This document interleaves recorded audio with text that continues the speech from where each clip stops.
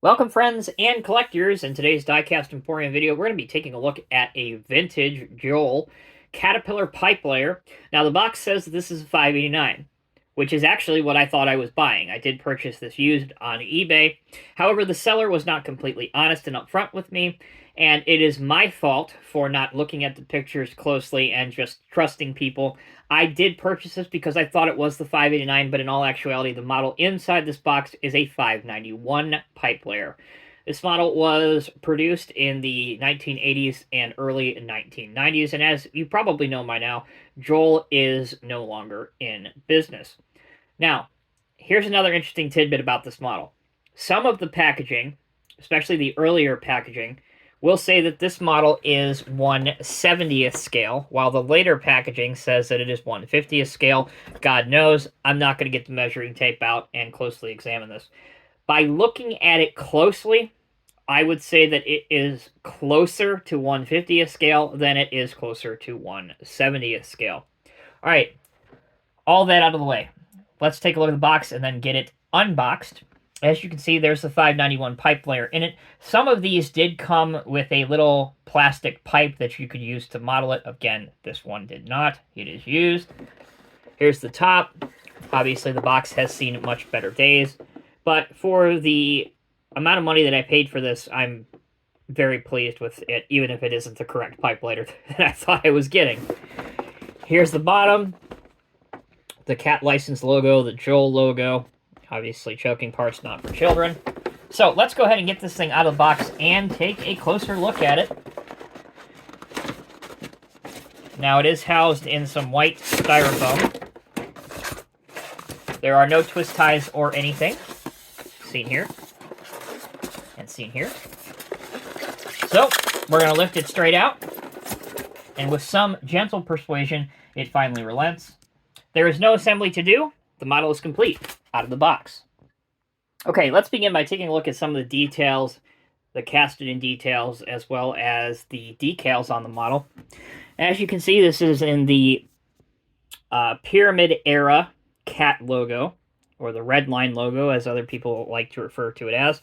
Here is the decal, which is actually a sticker for 591, identifying what make and model this is. Caterpillar on the back, and then once more we have a cat sticker here.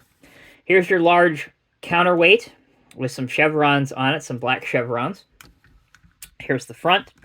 Taking a look at the chassis of the vehicle, we find Joal miniatures made in Spain, number 224 for the item number. Other details include a plastic exhaust, a plastic air cleaner, a plastic seat on top. As you can see, the model comes ready weaved, so thankfully, you don't have to weave the Pipelayer itself. All the lines are done. The engine detail is done by a single casted-in piece. You can see that. And unfortunately, at least in my opinion, it's not really all that appealing to look at because there's not a level of high detail, and it is just one molded-in piece, so it looks rather toy-like than model-like. The back of the vehicle has a hitch for towing itself out or perhaps rescuing another vehicle. All right, let's take a look now at the functionality. So here's something I do like, and that is the tracks do oscillate so that the vehicle can move over rough terrain, and it is linked by that bar, so they will move collectively. As I said, it has rubber tracks, and despite their age, they seem to roll rather well, even on a surface that is smooth, such as the review area. But let's see how the actual boom, some people refer to this machine not as a Pipelayer, but actually as a side boom, and also a rectoser. So let's move our counterweight out. As you can see, it folds out in this manner. So now you have an accurate counterweight. You can see that there are 1 and 2 main screws that you can, and knobs that you can actually move by your finger. So let's see what they do. The top one will lower the side boom down and conversely raise it back up by turning it in the opposite direction. And the notch on the back will lower your hook and raise it up as well. So here you can see that I'm simulating lowering the hook. Sometimes you may have to pull down on it because the line likes to jump off of the reel, but for the most part, it does work, and it works especially well when you are lifting it back up, as seen here. Okay, we're cheap here on Diecast Emporium because we spend the entire budget on models. I did grab a silver paint pen that I use to detail some of my 187 scale models. Works quite well. And this is going to stand in as our pipe. So let's see how it works. Let's hook it over the metal hook block. Hopefully we don't have a disaster here on camera. Now usually you would have two pipe layers lifting a pipe. So you'd have one closer to the front and one closer to the back. But again, we got to work with what we have. So hopefully at some point this may level out. All right. Let's lower the line. So here we are lowering the side boom. And then we can lower our hook block. And just like that, you have a workable, affordable Caterpillar Pipelayer model. Just to fully complete the test, let's raise it back up. And let's go ahead and move our side boom back up as well. And there you go. It works quite well. In conclusion, the Joal Caterpillar 591 Pipelayer in, let's call it 150th scale, even though some packages have it as 170th scale.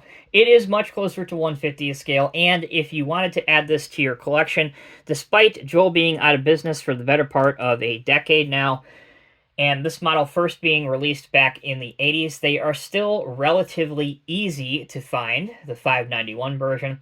And if you are par and partial more to the Block C era, they did the first run of these in the Block C paint, as well as the decals, otherwise known as the Pac-Man decals for those otherwise not initiated. The value is great. The functionality obviously works. Of course, I would like to see a little bit more detail up and around the operator station, and obviously Metal Tracks would have made this model 1,000 times better, but considering the price, I would easily recommend this to anybody watching this video. I am Tommy with Diecast Emporium. Thank you all so very much for watching. You have heard my thoughts. Leave your thoughts down in the comment section below. Let me know what you think about this. And I do plan on trying to chase down a proper Cat 589 Pipelayer. Can't tell you when that's going to be because obviously I have to find one first, but I hope to have it here. And if I do find one, I will put the 591 and the 589, both by Joal, next to each other so you can see an accurate size comparison. Thank you all again so much for watching. Until next time, take care, be well, be safe. I will see you in the next Diecast Emporium review.